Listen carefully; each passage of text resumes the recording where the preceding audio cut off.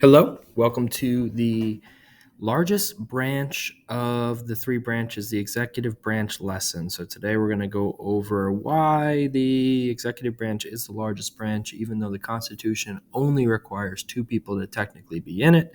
And we learn a little bit about departments and agencies. If you're teaching in Virginia, this is one of the standards for the executive branch 8th grade curriculum, and I have a free lesson linked at the end of this video. Warm up is name a role of the executive branch. That's from last class. They go over chief executive, chief citizen, chief of state, commander in chief. And we're going to be using iCivics, which is a free resource and it's absolutely amazing. It's also linked in the speaker notes. So, essential question: why is the executive branch the largest branch of the government? We're going to answer that at the end of the lesson. And of course, you can always go back and highlight your notes. This is an avid strategy. We have students revisit their notes, make sure that they are synthesizing information. We're going to skip that today.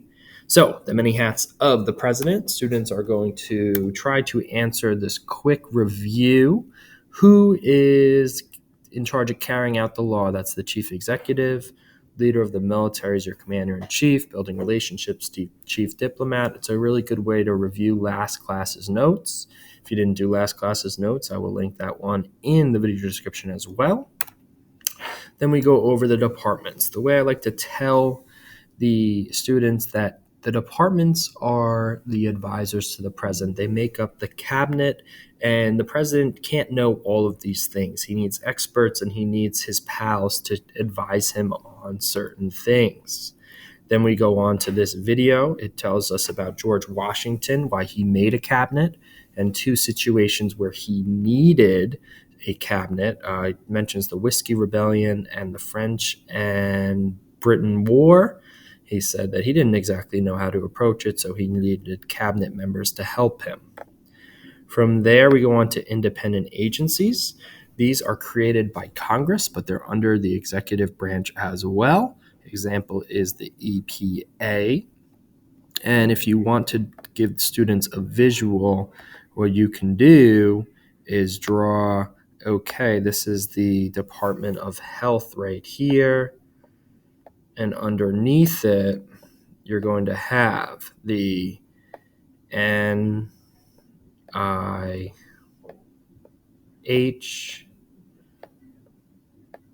that was awful, and you'll also have the CDC. They all report to the Department of Health. And if that doesn't work for you, you can give them a bunch of other examples. Okay. Next slide. There's a video. You tell them to identify two agencies from the video, and you don't have to play the whole video. It takes about 2 minutes. He starts talking about all types of agencies. You could skip this. Sometimes this guy has too much information for the 8th graders, but it's good to have if you have a lot of time to use. Next, we go on to our activity for the day. Number 1, we're going to read iCivics. They're going to highlight with their groups and answer the worksheet. It's 2 pages linked in the speaker notes.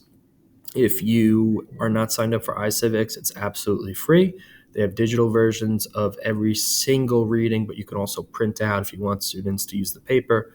I highly recommend printing. After that, students need to do their department project. They're going to research one department, the agencies within the departments, who's in charge of it, what qualifies them to be in charge, any accomplishments of the department, and why is the department necessary in a CER format. So in one lesson, you're going to have students learn about the departments, analyze the departments, and then weigh the department's importance in our actual government.